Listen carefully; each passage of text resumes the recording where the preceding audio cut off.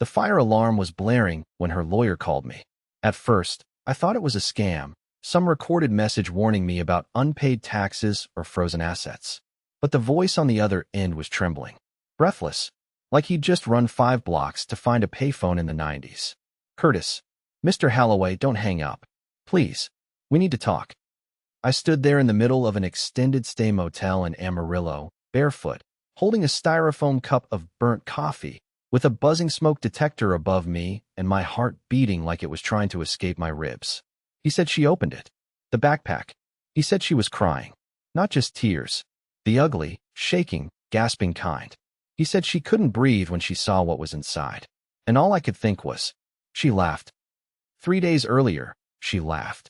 Actually tilted her head back and laughed, when she told me no one would even notice if I left. So I left. And now everyone notices. She used to talk to me in lists. Can you grab oat milk, those protein bars, and the tile samples? Email the plumber, check the gutters, and stop babying the dog. Stop hovering. You're making me feel watched. Eventually, I stopped answering, stopped reacting. I became a white noise machine that could do taxes and change light bulbs. But that morning, that was different. She was standing in front of the mirror, spritzing perfume onto her collarbone, not even realizing I was behind her. She looked perfect on the outside. Inside, she was hollow. Or maybe I was. I asked her, do you think you'd care if I disappeared one day? She didn't even turn around. Honestly, Curtis, no one would notice. Not even me. Then she laughed. Soft, cruel, effortless. I nodded. Then I packed the backpack. I didn't leave with anger. I left like a man walking away from a burning building before the fire even starts. Inside that backpack were 3 things. A flash drive containing a folder labeled for Fallon only, with 7 hidden files. A letter I rewrote 14 times, one she'd wish she never read. Proof that the life she built on a lie was about to be the reason it all unraveled. I zipped it shut, left it under the bench at the foot of our bed, and walked out at 4:17 a.m. She wouldn't look for it right away. She'd assume I was sulking, or gaming, or just being Curtis, the harmless, forgettable man she used to need. But once she found it, the man she used to forget became the only one she needed to find. She wasn't supposed to open it that quickly. The note was clear, handwritten in red ink, taped to the zipper. Don't open this until you're completely alone. Seriously, not even your lawyer. But Fallon was incapable of following instructions unless they were etched into an Instagram caption with a discount code. So, of course, she opened it. And of course, she wasn't alone. That's how her lawyer got involved. I knew he'd find the letter. That was intentional. But what he wasn't supposed to see was the folder on the flash drive. The one that looked like it contained boring tax documents. The one labeled client_records_2022. Zip, with a password only Fallon would recognize. The name of the hotel she secretly stayed at last November. Twice. She must have typed it in without thinking. Curiosity's a vicious thing. Because the moment she unzipped that folder, her perfect world lost its seal. Inside were 7 files. The first was a screen recording, high definition, of her logging into her burner Instagram account. The one she used to flirt with a man named Dalton who, according to her, was just a creative collaborator. The second file, a video of Dalton himself, in our home, while I was away on a work retreat, laughing shirtless, drinking my whiskey, scratching himself in the hoodie I left on the couch. I'd installed a motion-triggered security camera 3 months ago, because deep down, I already knew. Fallon once told me that if I ever went full conspiracy, she'd leave me. What she didn't realize was that I didn't have to go full anything. I just had to start observing. The fake work trips, the 5-hour yoga sessions with no sweat, the locked phone, the private browser mode, the sudden bursts of laughter at messages she claimed were just memes. It all came together. And still, I stayed. Stayed because I was too tired to burn it all down. Too emotionally lazy to rebuild a life from zero. Stayed because I thought maybe if I did everything right, she'd remember that I was the one who held her hand when her father died, who taught her to drive stick, who took out a personal loan to help her launch her damn podcast. But no, Fallon didn't want a husband. She wanted a plot device. So I wrote one for her. The file that wrecked her most wasn't the videos or the emails or the screen recordings. It was a single audio clip. 6 minutes, 27 seconds long. She probably didn't recognize the voice at first, because it was hers, whispering things into Dalton's neck that she swore she'd never say to anyone but me, telling him how pathetic I was, how I wouldn't leave even if she told me to my face that she stopped loving me 3 years ago.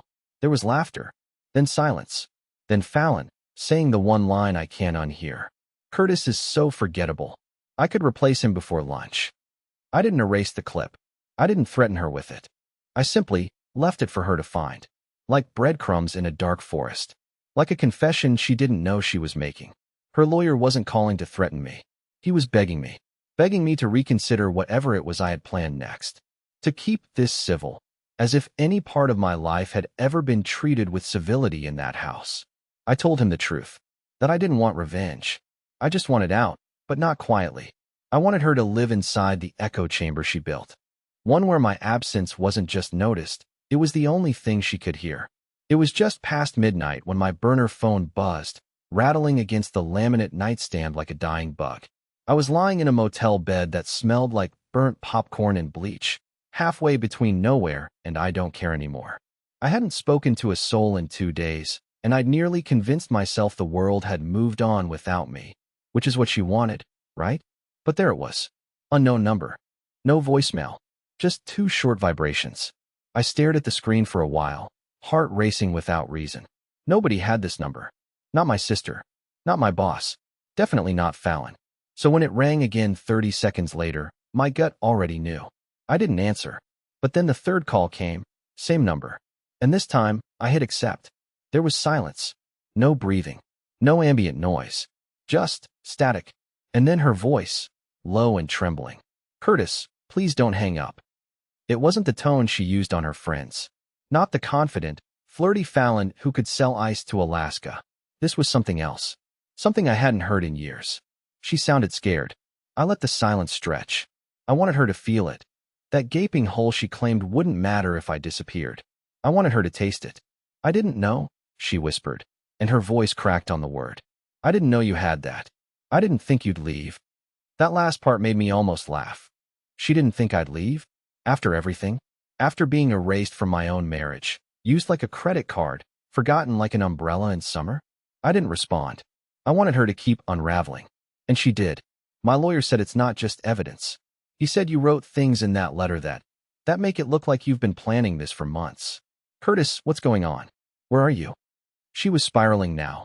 Her words came out fast, tangled. I heard panic layered beneath confusion, and guilt hiding behind both. And that's when I realized she still didn't get it. She thought this was about the videos, about the messages, about Dalton, the smirking human neck tattoo. No, that was just the spark. The real fire was everything else. She never noticed the months I stopped talking and less spoken to. Never questioned why I started locking my studio door. Never asked why I canceled our anniversary reservation 2 years in a row. She chalked it up to Curtis being Curtis, the man she could emotionally starve without consequence. But now that I was gone, now that I'd left a paper trail soaked in truth and venom, now she wanted to understand me. I finally spoke. You said no one would notice if I left. I said, my voice like sandpaper. So I gave you the chance to prove it. She went quiet. I heard her breathe and like she was about to defend herself, then stop. She probably realized there was no argument strong enough to take back what she said. No PR statement to smooth it over. No influencer apology video with sad piano music that would erase that night. I didn't mean it, she said. But I knew better. She meant every word. And worse. She thought she could say it and move on like it was just another passing insult. Another bruise I'd swallow with dinner. That's when I told her the part one hadn't planned to share yet. You should tell Dalton to lawyer up. She froze. What? I waited a beat. Let the blood rush to her face. Then I said it again, slower. He should get legal representation. Soon. Her voice rose an octave. She started firing questions like bullets. What did you do? What are you talking about? Is this a threat? I didn't answer. I hung up. Because she didn't know what was really inside that backpack. The flash drive was only part of it. There were documents, too. Documents that tied Dalton to things Fallon had no idea I'd found. Things that could destroy more than just her reputation. Things that had numbers and timestamps and names. Fallon thought the real story was about me disappearing. But the truth? The real story was about what she was about to lose. Dalton Remy worked at a boutique architecture firm in Portland that catered to rich couples with no taste and even less patience. Think glass boxes with wine fridges. A place where vision meant charging six figures for telling someone to tear down their walls. He wasn't just a guy Fallon slept with. He was her little secret escape from responsibility. The fun mistake she kept making, hoping the consequences would never arrive. But consequences have a way of showing up when you least expect them, especially when someone like me has nothing left to lose. I didn't go scorched earth out of anger, not even jealousy. This wasn't about me wanting him to suffer for taking what wasn't his. It was about exposing what Fallon had spent 2 years trying to bury. You see, Dalton didn't just sleep with my wife. He used company resources to book flights, rent hotel rooms, and even pay for creative retreats that were nothing more than extended affairs disguised as networking. I had all of it. Expense reports, screenshots, security footage from a hotel valet camera showing Fallon stepping out of his rental car, wearing my jacket, an audio clip of him bragging to her, very audibly, with disgusting pride, that, even if someone found out, I'm bulletproof at my job. That clip? I attached it to an email. Subject line: your lead designer may be in violation of several company policies. I didn't sign it. I didn't need to. I created a burner Gmail account, copied in the firm's HR director, 2 senior partners, and Dalton himself. I included 6 PDF attachments, each one time-stamped, labeled clear, the kind of evidence that doesn't raise questions, it answers them violently. Then I waited. Fallon called me again later that afternoon. Same unknown number. I let it go to voicemail this time, because I wanted her words preserved, not for leverage, not for sympathy, but for closure. Her voice was breathless again, like she'd just come out of a cold plunge. Curtis, what did you do? Dalton's been put on leave. He's under investigation. I just got off the phone with his lawyer, and her voice cracked. Why would you go after his job? What's wrong with you? That last line. That's what did it. What's wrong with me? No apology. No accountability. Just outrage that I had the audacity to push back after years of being sidelined, dismissed, humiliated. She wasn't angry because she cared about Dalton. She was angry because I broke the rules of her game. Fallon was used to being the dealer, shuffling the cards, controlling the table. I was just supposed to sit there, hold my hand, and lose politely. But the moment I folded early and left the table, she lost control. And for someone like Fallon, control is oxygen. But here's the thing. I didn't go after Dalton to get even. I went after him because he was just one limb of a much larger infection. Fallon had built a version of herself through him. He validated the idea that she was too radiant for someone like me, that she deserved better, deserved more. That cheating wasn't betrayal, it was evolution. He was her proof. So I had to break the illusion. I had to make her realize that the man she threw me away for wasn't a prize. He was a liability. A man-child in fitted trousers who thought he could rewrite morality because he had a jawline and used the word aesthetic as a noun. Now that illusion was collapsing. And Fallon? She was finally beginning to panic. She ended her voicemail like this. Please, Curtis, just tell me what you want. Tell me what you're trying to do. But that was the thing. I didn't want money. I didn't want revenge.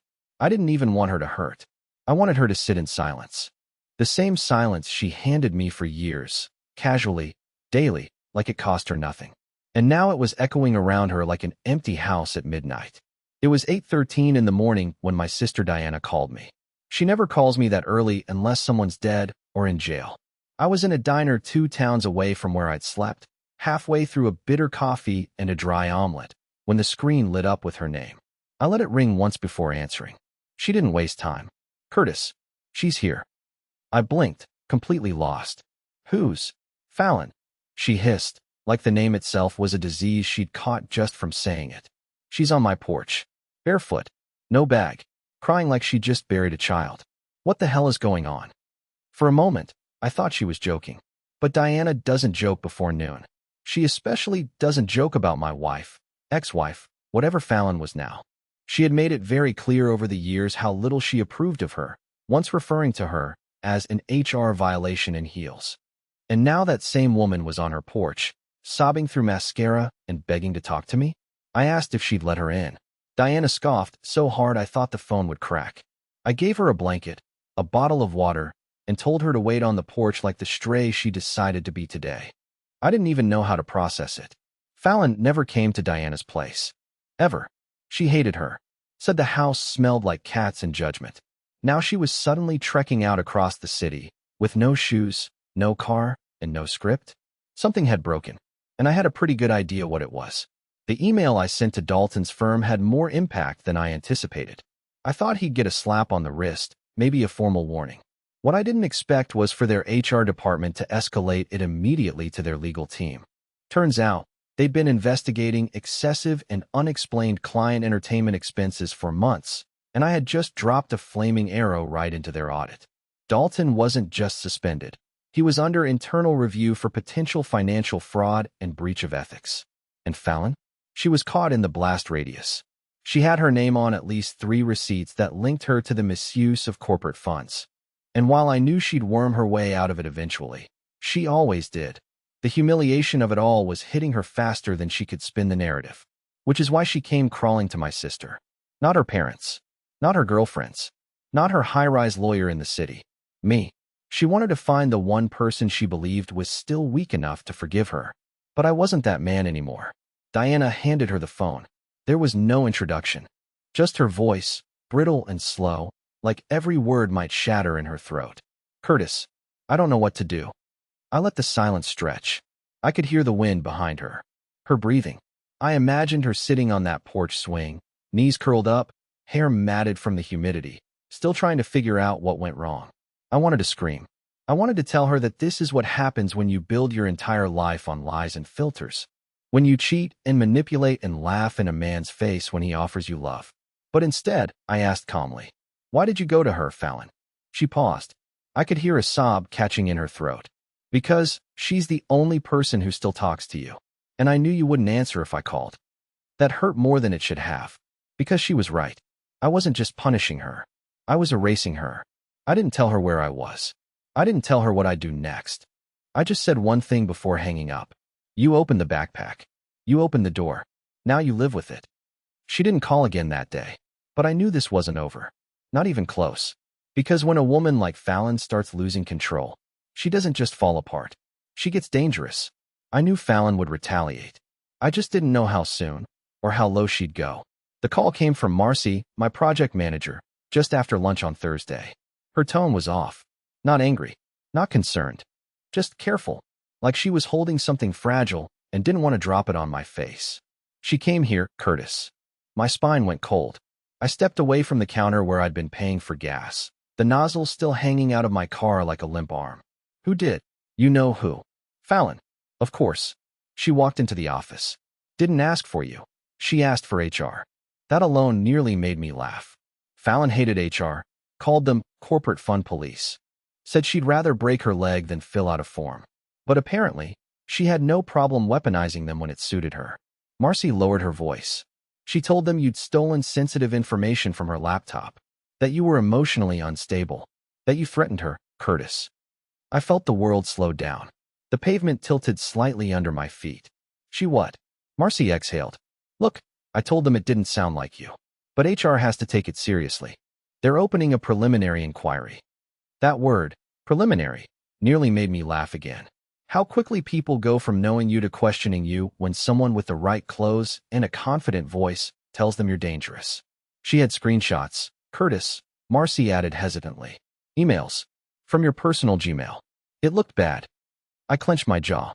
I knew the one she was talking about. I'd written her dozens of messages before leaving. None threatening, none cruel, but some desperate, some pleading. Words I now wish I'd never typed. Things like, you're turning me into a ghost while I'm still breathing. I hope one day you look in the mirror and realize what you destroyed. In the right context, those were pain. But stripped of tone, carefully cropped, and read by a stranger behind a desk, they looked like evidence. She was smart. I'll give her that. Fallon didn't come to destroy me with facts. She came to poison the perception of me. She knew my job meant everything, that my manager trusted me, that I had clients who requested me by name.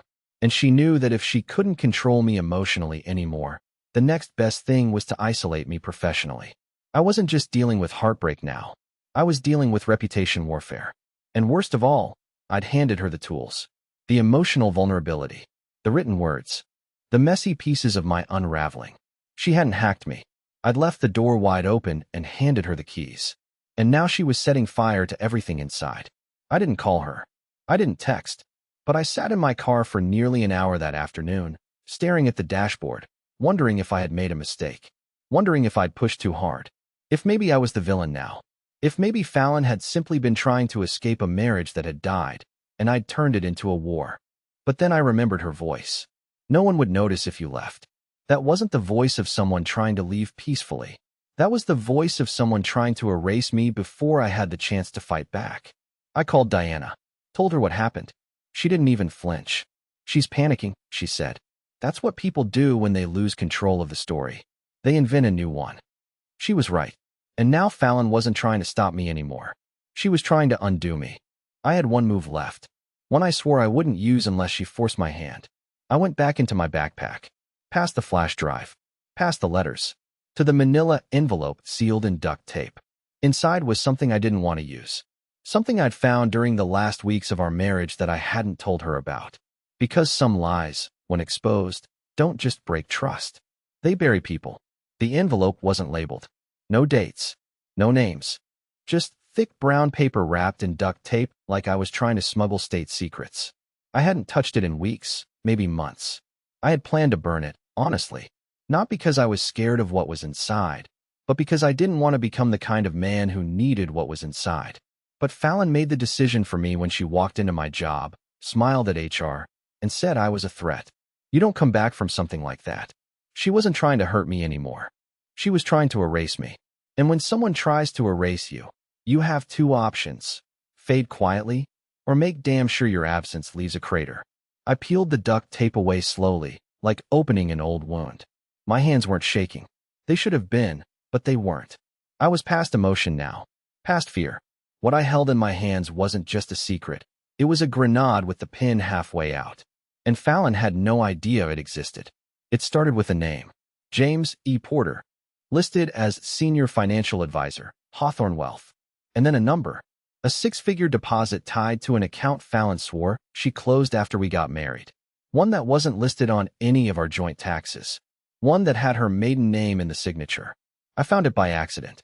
Late one night, while reconciling our finances. Back when I still believed our finances meant something. She'd left her laptop open. A message had popped up. A notification from a cloud drive I didn't recognize. I wasn't snooping. I wasn't even curious. But when I saw the subject line, confirmation, wire transfer processed, I clicked. And what I found was the digital breadcrumb trail of a woman quietly preparing for a life without me. Fallon had been siphoning money, slowly, deliberately, into a private trust fund under a shell LLC. She didn't steal it. That's the tricky part. She just rerouted it. Bonuses I didn't know she received. Freelance contracts she never mentioned. Stock from a startup she helped market but told me was just equity, not real cash. All of it tucked away behind walls of financial jargon and a fake brand called Juniper Concepts, LLC. The brilliance of it all. It looked like marketing work. The kind of shell company people use when they want to claim creative income and pay fewer taxes. But Fallon didn't use it for taxes. She used it to build an escape fund. And the best part? Her name wasn't even on the papers, not directly. That's where James Porter came in. An old family friend. Someone I'd met once, at her cousin's wedding. At the time, he introduced himself as an old college buddy. Now I knew better. He was the architect, the financial ghost. And if she hadn't tried to ruin me, I would have let him stay hidden. But she made her move. So now I made mine. I called a friend from college, Hayden, who worked at a local news station. He owed me a favor from years back. Nothing scandalous. Just something he'd rather not relive during election season. I told him I had a lead. A story about corporate ethics, financial manipulation, and a growing list of suspicious fund transfers that might implicate a respected marketing executive and a licensed fiduciary. I didn't give him Fallon's name. Not yet. I gave him just enough to dig. And then I told him where to look. The documents. The wire confirmations. The emails. The cloud backup Fallon thought she deleted, but which still lived in an archived zip buried on a sync drive I had access to. She wasn't just lying to me. She was laundering the future behind my back. I don't know what I expected to feel when I finished uploading everything to the secure folder Hayden asked for. Triumph? Satisfaction? Closure? I felt nothing. Just exhaustion. Not the kind that sleep cures, but the kind that settles in your bones and makes you question who you were before you became someone who plays chess with people's reputations. I hadn't set out to destroy Fallon. I'd set out to survive her. But now, survival and destruction felt indistinguishable. I stared at my phone. No texts from her. No missed calls. She must have known. Maybe someone tipped her off. Maybe she felt it in her gut, the same way animals sense weather shifts before the storm. Or maybe she thought I wouldn't do it. But I did. And what came next would not be another phone call. It would be headlines. The last message came in at 2:19 a.m. No call. No voicemail this time. Just a text. You win. 2 words. No punctuation. No fight left in them. No sarcasm. Just white flag surrender. I stared at it for a long time. It sat there on my screen like a weight that didn't belong to me anymore. Like something she left behind accidentally. A piece of her old self, delivered by muscle memory. I never responded. Not out of cruelty. Not out of pride. I just didn't need to. Because by the time it came through, I was already driving through a mountain pass in northern Arizona, windows down, the desert air cool against my skin. My phone was face down on the passenger seat, and for the first time in over a decade, the silence in my life wasn't something that hurt. It was something that healed. Hayden ran the story, but not the full expose. He chose discretion over drama, enough to hold the right people accountable, but not enough to light Fallon's life on fire. The financial firm quietly dropped Porter. Fallon deleted her accounts for a while. I never heard what happened to Dalton. Maybe he changed cities. Maybe he's still bragging to strangers over cocktails. Doesn't matter. They're not characters in my life anymore. And I don't need to chase justice that already found its way without me forcing it. I found a small town near the Utah border. Population under 1,000. No Uber. No chain restaurants. Just real people, real conversations, real quiet. I rented a room above a hardware store. Got a part-time job fixing up a trail lodge for hikers. My hands smell like cedar and sawdust now. My shirts are always dusty. My shoulders are always sore. But for once, it's a good kind of sore. The kind that comes from building, not breaking. And slowly, piece by piece, I started to become someone I liked again. A month ago, I sat at the edge of a cliff with a thermos of coffee and watched the sunrise stretch across the canyon like it was mine. No noise. No fallout. Just breath. And in that moment, I realized something I wish I could have told the old version of me. The man Fallon tried to convince he was invisible. I was never meant to disappear. I was meant to start over. Fallon doesn't know where I live now. And she never will. Because when I left, it wasn't to prove anything. It wasn't to get revenge or play her game. It was to choose me, not the version she needed. Not the man who was always 2 steps behind her phone screen. But the man who finally walked out the door and never looked back. The backpack is gone.